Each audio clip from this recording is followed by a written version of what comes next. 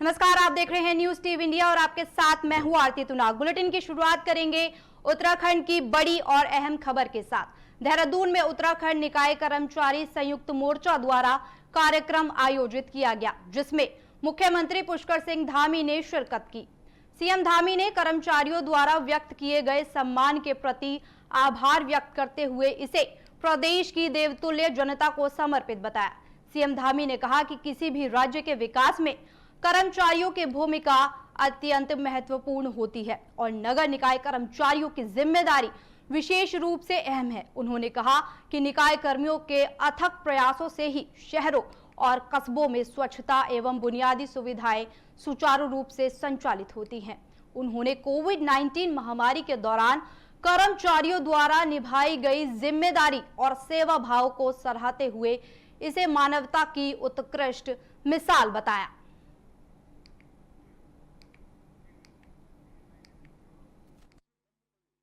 हमारी सरकार द्वारा उनके मानदेय को बढ़ाकर 500 रुपये प्रतिदिन किया गया।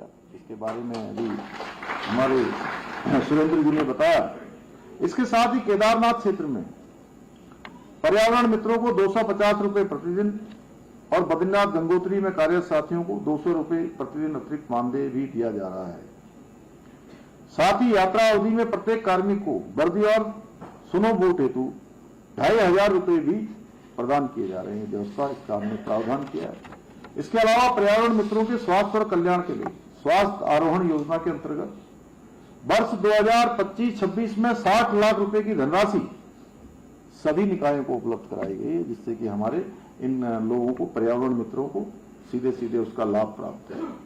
इसी प्रकार पर्यावरण मित्र कल्याण योजना के तहत 2025 और 26 में भी 25 लाख रुपए जारी किए गए हैं।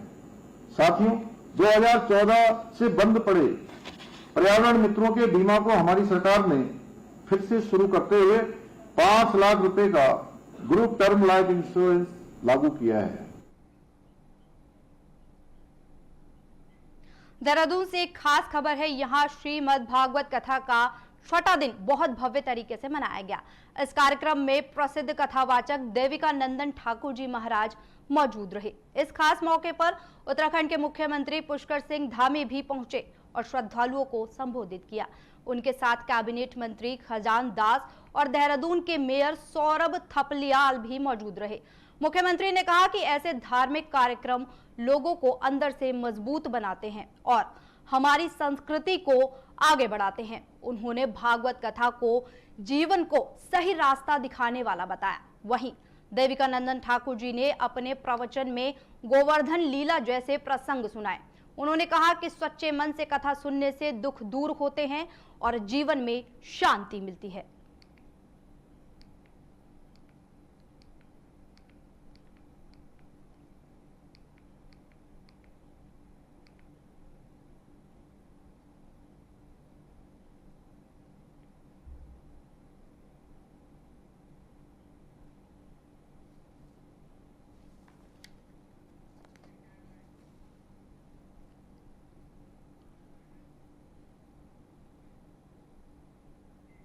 देहरादून में हुई दर्दनाक घटना के बाद मुख्यमंत्री पुष्कर सिंह धामी ने सेवानिवृत्त ब्रिगेडियर मुकेश जोशी के आवास में पहुंचकर उन्हें श्रद्धांजलि अर्पित की।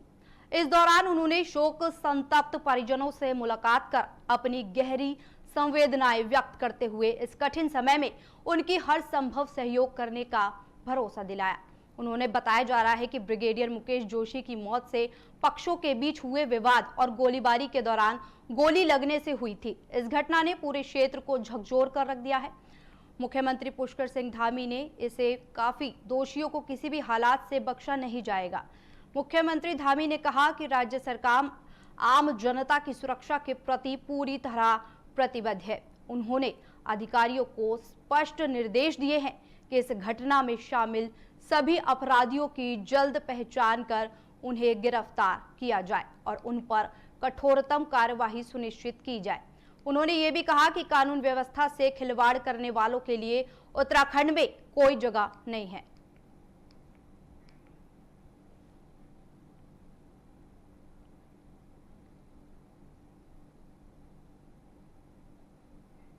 अगली खबर अल्मोड़ा से है, जहां शहर के मशहूर गोविंद बल्लभ पंत पार्क का काम पूरा हो गया है और आज इस पार्क में आज उसका शानदार उद्घाटन किया गया। लंबे समय से लोग इस पार्क को नया रूप देने की मांग कर रहे थे, जो पूरी हो गई है।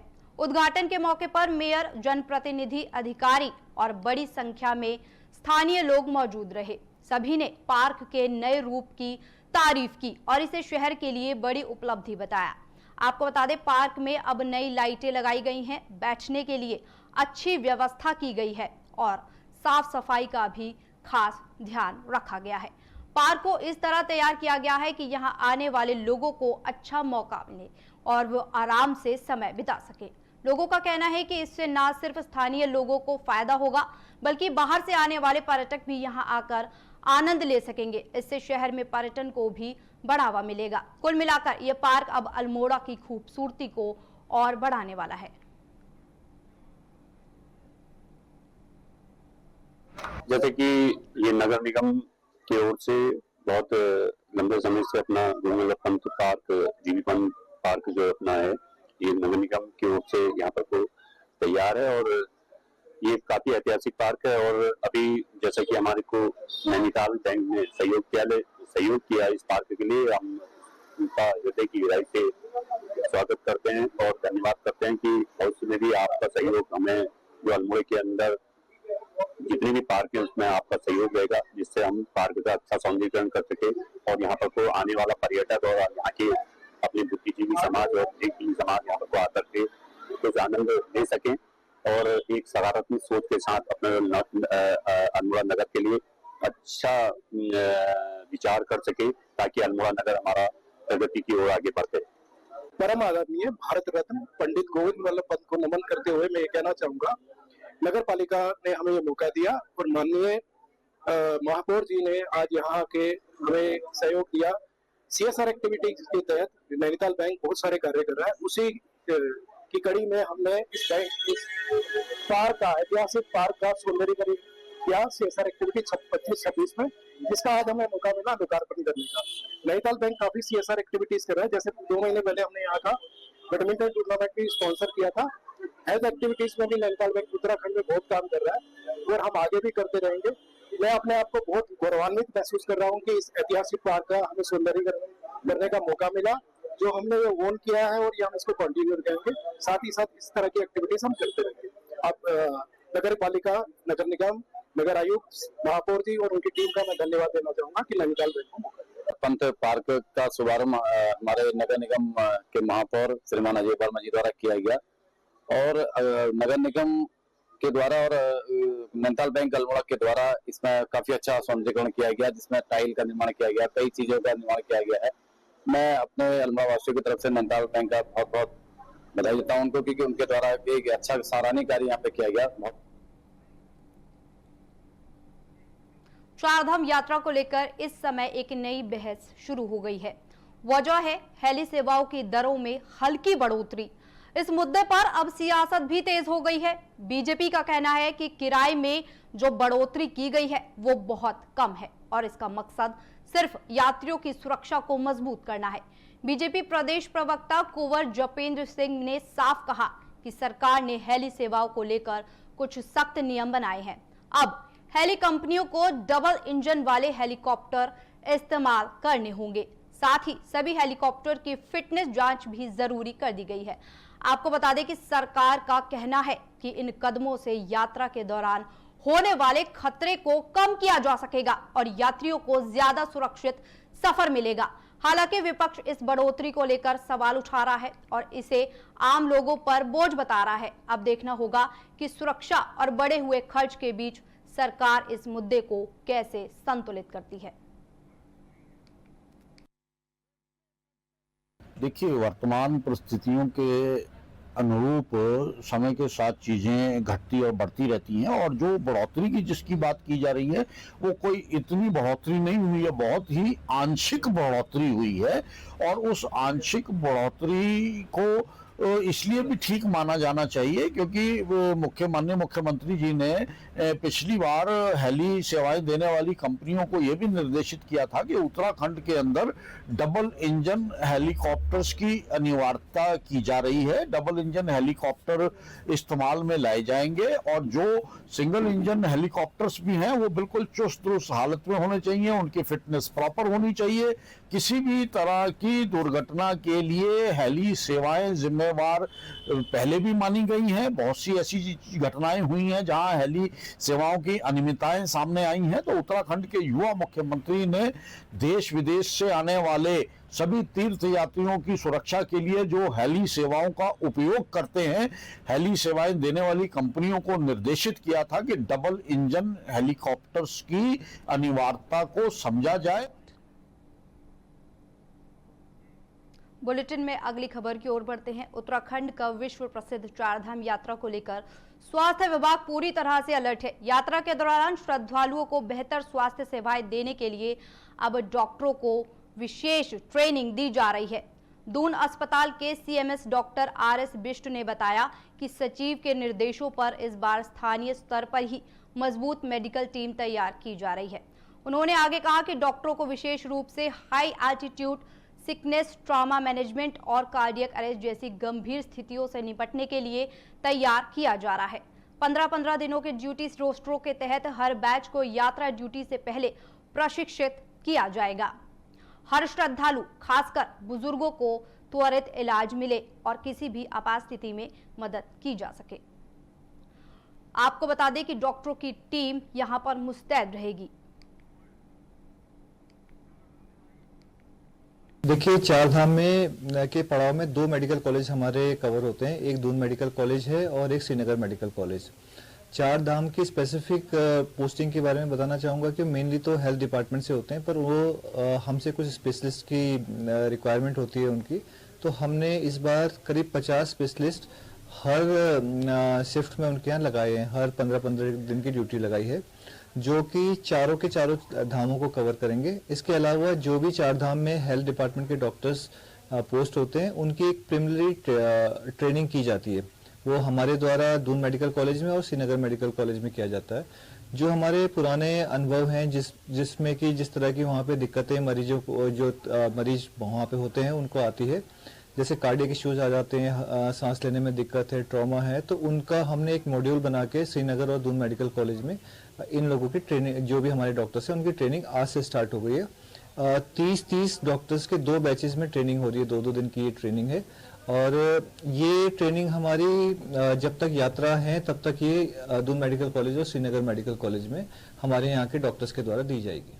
चारधाम यात्रा को सुरक्षित बनाने के लिए इस बार खास इंतजाम किए जा रहे हैं। हेलीकॉप्टर सेवाओं में अब लाइव ट्रैकिंग डिवाइस लगाए जाएंगे ताकि हर उड़ान पर नजर रखी जा सके और किसी भी परेशानी की खबर तुरंत मिल सके। यात्रियों की सुरक्षा को ध्यान में रखते हुए सर्विलांस पर खास ध्यान दिया जा रहा है। साथ ही लोगों से अपील की गई है कि वो केवल IRCTC की ऑफिशियल वेबसाइट से ही टिकट बुक करें ताकि किसी भी तरह के धोखे से बचा जा सके। अधिकारियों ने साफ कहा कि अगर सोशल मीडिया पर टिकट के नाम पर कोई धोखाधड़ी करता है तो उसके खिलाफ सख्त कार्रवाई की जाएगी। यात्रा को बेहतर तरीके से संभालने के लिए देहरादून और सिरसी में इसके खास इंतजाम किए जा रहे हैं।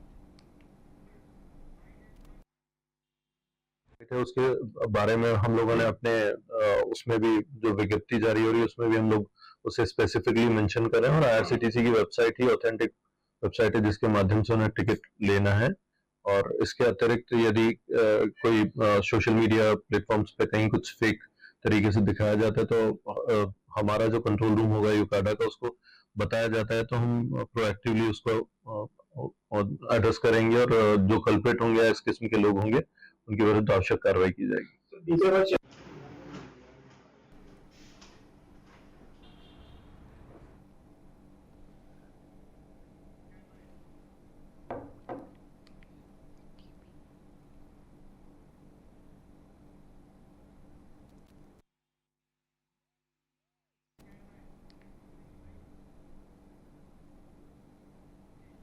अगली खबर देहरादून से है। राजधानी में लगातार हो रही घटनाओं को लेकर कांग्रेस ने सरकार और प्रशासन पर सवाल उठाए हैं। कांग्रेस के चुनाव प्रबंधन समिति के अध्यक्ष हरक सिंह रावत ने कहा कि शहर में हालात ठीक नहीं है। उन्होंने कहा कि राजपुर रोड पर पहले भी और पब थे, लेकिन अब इस तरह की घटनाएं बढ़ रही हैं। उन्होंने पुलिस और प्रशासन की कार्यप्रणाली पर भी बड़े सवाल खड़े किए हैं। हरक सिंह रावत ने आगे कहा कि देहरादून पोंटा साहिब हाईवे पर खेतों के किनारे कई गाड़ियां खड़ी रहती हैं।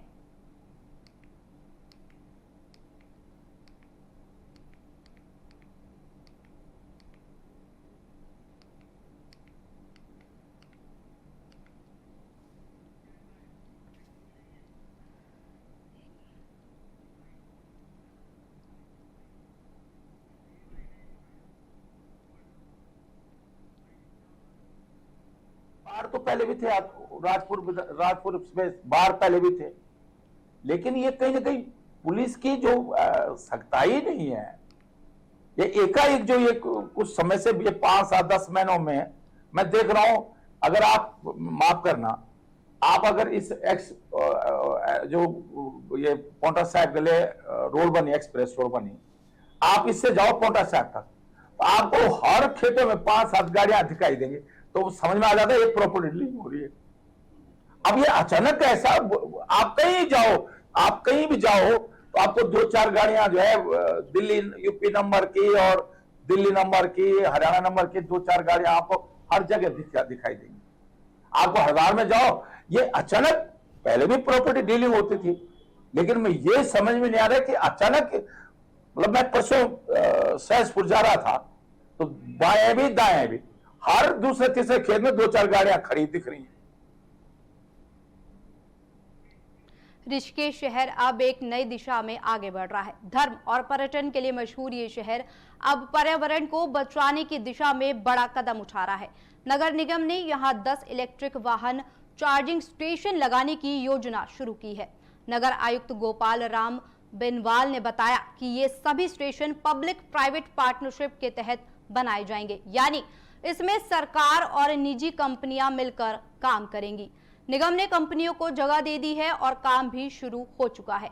अभी तक 2 स्टेशनों पर काम शुरू हो गया है। आपको बता दें, ये बालाजी बगीचा और एम्स के पास बन रहे हैं। उम्मीद है कि अगले 1 महीने में 7 स्टेशन तैयार हो जाएंगे। इन स्टेशनों का संचालन और देखभाल अगले 10 साल तक निजी कंपनी करेगी। इससे जो कमाई होगी उसका एक हिस्सा नगर निगम को भी मिलेगा। इस पहल से शहर की हवा साफ होगी, इलेक्ट्रिक गाड़ियों को बढ़ावा मिलेगा और बाहर से आने वाले यात्रियों को भी सुविधा मिलेगी। ऋषिकेश अब तेजी से एक ग्रीन सिटी बनने की ओर बढ़ रहा है, जिससे लोगों और पर्यटकों को दोनों को फायदा होगा। नगर निगम ऋषिकेश क्षेत्रांतर्गत लगभग 10 ईवी चार्जिंग स्टेशन बनने हैं, जिसमें 2 ईवी चार्जिंग स्टेशन का काम अभी शुरू हो चुका है और एक बालाजी बगीचे में बनना है और एक आपका एनसी के आसपास बनना है। और ये ईवी चार्जिंग स्टेशन जो है ये पीपीपी मोड के तहत नगर निगम के द्वारा लगाए जा रहे हैं। इसमें एक तो जो एयर पोल्यूशन है उससे बचाव होगा, प्लस जो ईवी व्हीकल है उनको सुविधा मिलेगी, क्योंकि 4 धाम का पड़ाव है। और 1 महीने के अंदर सारे जो लगभग प्रस्ताव 10 में से कम 7 ईवी चार्जिंग स्टेशन जो चिन्हित स्थान है नगर निगम ऋषिकेश के अंदर वो लग करके तैयार हो जाएंगे। ये जो ईवी चार्जिंग स्टेशन यहाँ पे बन रहे हैं ये पीपीपी मोड के तहत बनाए जा रहे हैं। इसमें नगर निगम के द्वारा स्थान संबंधित कंपनी को उपलब्ध कराया गया है और कंपनी इसको ऑपरेट और मेंटेनेंस करेगी। खबर शक्ति फार्म से है, जहां महिलाओं ने नशा रोकने की पहल की है। नशे के बढ़ते प्रकोप को लेकर स्थानीय जनप्रतिनिधियों और बैकुंठपुर की महिलाओं ने आज चौकी इंचार्ज ललित चौधरी को ज्ञापन सौंपा। ग्रामीणों ने चौकी इंचार्ज से स्मैक और कच्ची शराब के कारोबार पर रोक लगाने की मांग की है। वहीं महिलाओं ने भी जोर देकर कहा कि वो अपने क्षेत्र को नशा मुक्त बनाना चाहती हैं और युवा पीढ़ी को बचाने के लिए अब ठोस कदम उठाए जाने चाहिए। इससे जवाब में चौकी इंचार्ज ने लोगों को ये आश्वासन दिया है कि नशे से जुड़े किसी भी मामले में कठोर कार्यवाही की जाएगी और लोगों से अपील की है कि नशे से संबंधित सूचना हमें जरूर दें।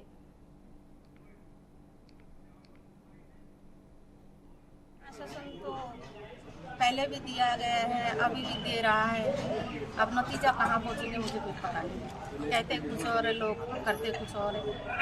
तो हमारे जो महिला समिति की टीम है, सबकी कहना है नशा के खिलाफ ही आवाज उठाना है, नशा रोक दिया जाए, यही हमें आशा रहेगा हमेशा के लिए। जो हमारा क्षेत्र से नशा मिट जाए और हमारे बच्चे पति पहले जैसे सुरक्षित रहे, हम मान सम्मान के साथ जी पाओ, यही हमारा समाज की विकास है, इससे ज्यादा कुछ नहीं होगा। अगली खबर देहरादून से, जहां आबकारी विभाग ने सख्त कदम उठाया है। नियम तोड़ने पर जैनजी बाग का लाइसेंस रद्द कर दिया गया है। बताया जा रहा है कि यह बार तय समय से ज्यादा देर तक चल रहा था, जो नियम के खिलाफ है। जिला आबकारी अधिकारी वीके जोशी ने इस मामले में तुरंत कार्यवाही की और सभी बार मालिकों की एक बैठक भी बुलाई। आपको बता दें कि इस बैठक में साफ तौर पर कहा गया कि सभी लोग अपने लाइसेंस के नियमों का पालन करें, नहीं तो आगे और सख्त कार्रवाई होगी। अधिकारी ने यह भी बताया कि सरकार के निर्देश पर लापरवाही बिल्कुल बर्दाश्त नहीं की जाएगी। इसी के चलते एक उप आबकारी अधिकारी और एक चौकी इंचार्ज को सस्पेंड भी कर दिया गया है। साथ ही विभाग ने यह भी जानकारी दी कि जिले को जो लक्ष्य दिया गया था उसे इस वित्तीय वर्ष में पूरा कर लिया गया है। अब साफ है कि नियम तोड़ने वालों पर सख्त नजर रखी जा रही है और आगे भी ऐसी कार्यवाही जारी रहेगी। अभी कल ही हमारी बैठक हुई जिसमें हमारे साथ के जितने भी हमारे सेक्टर इंचार्ज और सारे जो बार लाइसेंसी और पत्रकार मित्रबंधु, तो उनके साथ हमारे साथ ये इस बात पर बड़ा फोकस रहा कि समय से जो भी नियम सारे हैं उसके अनुसार अपना कार्य कर रहा है। और कल ही हमारा जो बार है जिसपे जो भी कार्रवाई की बात चल रही है उसको भी सस्पेंड कर दिया गया उसको कल। और आगे भी हमने कहा कि जो भी बार और जो भी अनविज्ञापन वो समय से देरी से खोलेंगे और नियमों का उल्लंघन करेंगे उनको निश्चित के लिए कार्रवाई के लिए भेज दिया जाएगा। अब खबर विकासनगर से, जहां पुलिस ने सख्त चेकिंग अभियान चलाया। यह अभियान एसपी ग्रामीण के नेतृत्व में किया गया। इस दौरान होटल, ढाबा और रेस्टोरेंट में बैठकर शराब पीने वालों को सख्त चेतावनी दी गई है। पुलिस ने साफ कहा कि कोई भी व्यक्ति होटल या ढाबे में बैठकर शराब ना पिए। अगर ऐसा करते हुए कोई पकड़ा गया तो उसके खिलाफ सख्त कार्रवाई की जाएगी। इसके साथ ही पुलिस ने नशे में गाड़ी चलाने वालों पर भी नजर रखी। ऐसे लोगों को रोका गया और समझाया गया जो कि शराब पीकर गाड़ी चलाते हैं। इतनी देर रात्रि में अक्सर व्यक्ति जो घूमने वाले हैं और शराब पीने वाले इन सबके ड्रंक ड्राइविंग जो शराब पी के गाड़ियाँ चला रहे हैं उन सबको लेकर अभियान चला रहे हैं। समय पे शराब की दुकानें बंद हो, जो होटल, ढाबे इत्यादि से शराब पीने की सूचनाएँ मिलती हैं उस पर जो है कार्रवाई। सर, जो खाने के होटल हैं उनका क्या समय निर्धारित किया गया है बंद करने का? समय खाने के होटलों का ये है कि खाने के होटल पर अगर शराब पिलाई जाएगी तो वो तो गलत है जी। खाने के होटल के लिए कोई ऐसा वो नहीं है कि आप खाने के होटल को रद्द करते हैं, लेकिन अगर खाने के होटलों के आधार पे वहाँ के आसपास जो लोग शराब पी के खाना खाने आ रहे हैं तो उस पर वहाँ पर नौकरी की स्थिति होती है, मार्केट होनी चाहिए, इसलिए जो उनको सर, लगातार कॉलेजों के छात्रों के द्वारा जो हुड़दंग मचाया जा रहा है देर रात्रि को गाड़ियों को लेकर, सर कई ऐसे अपराध भी हो चुके हैं, उन पर किस तरह? खबर मसूरी से, जहां मजदूर संगठनों ने केंद्र और राज्य सरकार के खिलाफ जोरदार प्रदर्शन किया। ये प्रदर्शन काला दिवस के रूप में किया गया। अखिल भारतीय ट्रेड यूनियन कांग्रेस से जुड़े मजदूर पिक्चर पैलेस चौक पर इकट्ठा हुए और सरकार के खिलाफ नारे लगाए। आपको बता दें कि प्रदर्शन की अगुवाई आरपी बड़ोनी ने की। मजदूरों का कहना है कि सरकार की नई 4 लेबर कानून मजदूरों के हक के खिलाफ है। उनका आरोप है कि इन कानूनों से मजदूरों के अधिकार कम हो रहे हैं। प्रदर्शन के बाद मजदूरों ने उप जिला अधिकारी के जरिए मुख्यमंत्री को ज्ञापन भेजा। केंद्र में बैठी हुई भारतीय जनता पार्टी और नरेंद्र मोदी की सरकार ने 4 श्रम संविधा कानून जो है लागू किए थे उन काले कानूनों को सरकार वापस ले और उन काले कानूनों के खिलाफ आज पूरे भारतवर्ष में काला दिवस मनाया जा रहा है। उसी क्रम को आगे बढ़ाते हुए तमाम मसूरी की trade union, hotel workers union, school कर्मचारी यूनियन, दुकान कर्मचारी यूनियन, भवन निर्माण मजदूर संघ, तमाम गाइड यूनियन, तमाम मजदूरों के मजदूर साथी इस काले दिवस को अंतिम जामा फहराने के लिए हम आज सड़कों पर है। केंद्र में बैठी हुई भारतीय जनता पार्टी की सरकार और राज्य में बैठी हुई भारतीय जनता पार्टी की सरकार, ये दोनों सरकार निरंकुश हो चुकी है। इनके कान पे जूं नहीं घूम रहा है। इन्होंने जो है होटल में कार्यरत कर्मचारियों का, स्कूलों में कार्यरत कर्मचारी वर्ष के अंदर ट्रेड यूनियनों ने एक निर्णय लिया, इसके फलस्वरूप आज पूरे देश के अंदर काला दिवस के रूप में असंगठित क्षेत्र का तमाम मजदूर विरोध स्वरूप काली पट्टी बांध करके अपने काम पर है। परंतु सरकार को एक चेतावनी देना चाहते हैं कि अगर निकट भविष्य में केंद्र में बैठी हुई भारतीय जनता पार्टी की सरकार अगर इन काले कानूनों को वापस नहीं लेती है तो उत्तराखंड से लेकर के तमाम पूरे देश के अंदर एक बहुत बड़ी श्रम विरोधी नीतियों के खिलाफ एक जन सैलाब जो पैदा होगा, इसकी जिम्मेदार केंद्र सरकार रहेगी। और आने वाले समय में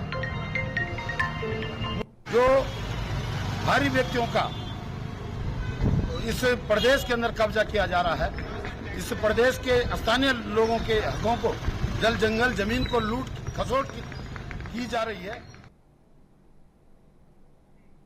नैनीताल से खबर है, जहां जिला बार एसोसिएशन के चुनाव के नतीजे घोषित कर दिए गए हैं। इस बार चुनाव में कड़ा मुकाबला देखने को मिला। अध्यक्ष पद पर अरुण सिंह बिष्ट में जीत हासिल की, वहीं सचिव पद पर संजय सुआल विजयी रहे।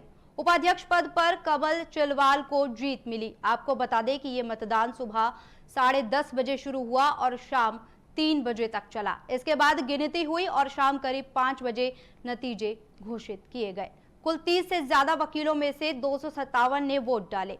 सचिव पद पर संजय सुआल को 130 और उनके प्रतिद्वंदी अनिल सिंह बिष्ट को 124 वोट मिले। जीत के बाद सभी नए पदाधिकारियों ने कहा कि वो वकीलों के हित में ईमानदारी से काम करेंगे।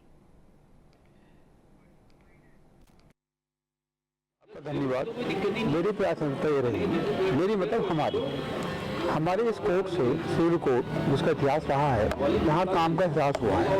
यहाँ से बहुत सारी कोर्टें शिफ्ट हुई हैं, लेकिन नया काम यहाँ पर कोई नहीं आया। मेरी पहली पसंद रहेगी जो यहाँ का काम है उनको यहाँ पर रोका जाए और कोशिश करी जाएगी कि यहाँ पर नया काम लाने की।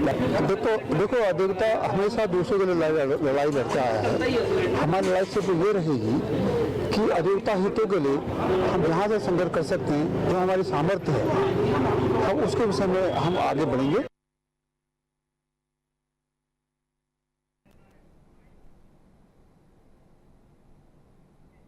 अगली खबर मसूरी से है। यहां नए लाइसेंस और पंजीकरण के प्रस्ताव को लेकर व्यापारियों में नाराजगी बढ़ गई है। Mussoorie traders and welfare association के अध्यक्ष रजत अग्रवाल के नेतृत्व में व्यापारियों ने पालिका अध्यक्ष मीरा सकलानी को ज्ञापन सौंपा और अपना विरोध दर्ज कराया। व्यापारियों का कहना है कि वो पहले से ही कई तरह के टैक्स और नियमों का बोझ झेल रहे हैं। ऐसे में नया लाइसेंस सिस्टम लागू करना उनके लिए मुश्किल खड़ी कर देगा।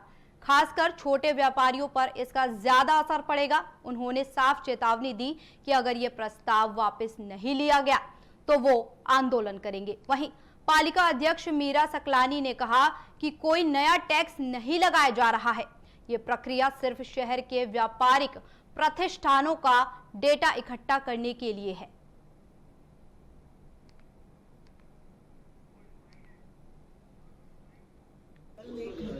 बोर्ड की बैठक में आया था एक एजेंडे में कि पालिका के पास जो जितने भी यहाँ पे शहर के अंदर कमर्शियल प्रॉपर्टीज है उसका कोई रिकॉर्ड नहीं, तो वो रिकॉर्ड रखने के लिए एक व्यवस्था होनी चाहिए कि जितनी भी कमर्शियल प्रॉपर्टीज है वो यहाँ से उनको पालिका का एक लाइसेंस जारी होना चाहिए और उसमें किसी भी तरीके की कोई शुल्क लगाने की बात तो बोर्ड के अंदर उठी ही नहीं, क्योंकि पूरी मीडिया यहाँ पे बैठी हुई थी। फिर भी मुझे नहीं मालूम कि सोशल मीडिया के माध्यम से क्यों ये गलत मैसेज हमारे व्यापार भाइयों तक गया है। जो 5वीं बोर्ड बैठक थी उसमें प्रस्ताव आया, उस प्रस्ताव के अंतर्गत हर व्यापारी पे, होमस्टे स्वामी पे, होटल स्वामी पे, ढाबे वाले पे, रेस्टोरेंट वाले पे, हलवाई पे, दुकानदार पे, डेयरी संचालक पे, हर प्रकार के व्यापारी पर, चाहे वो कोई भी व्यापार करता है मसूरी नगर पालिका क्षेत्र के अंतर्गत, उस पर एक टैक्स, एक फीस या एक पंजीकरण लाइसेंस की बात करी गई। इसका अभी पूरा खाका तैयार नहीं है, पर जितना हमने बोर्ड मीटिंग में सुना उससे हमारे व्यापारियों में काफी रोष था।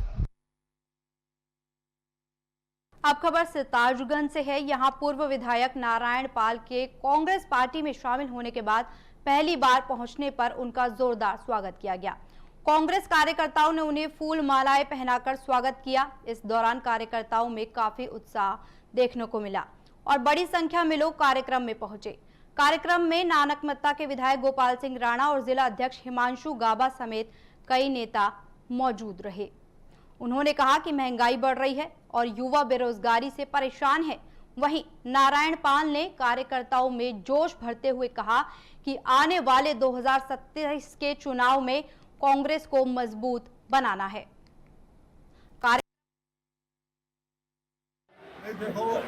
देखो नीचे सांप्रदायिकता के खिलाफ जो डेवलपमेंट की बात करते हैं लोग,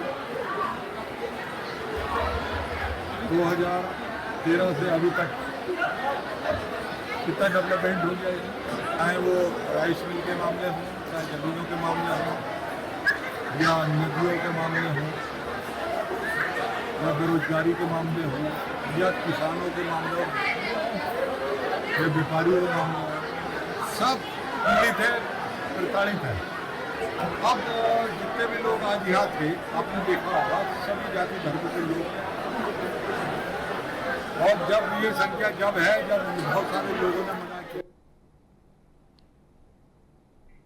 फिलहाल इस बुलेटिन में इतना ही। देश और दुनिया की ऐसी तमाम बड़ी खबरों के लिए देखते रहिए न्यूज़ टीवी इंडिया। नमस्कार।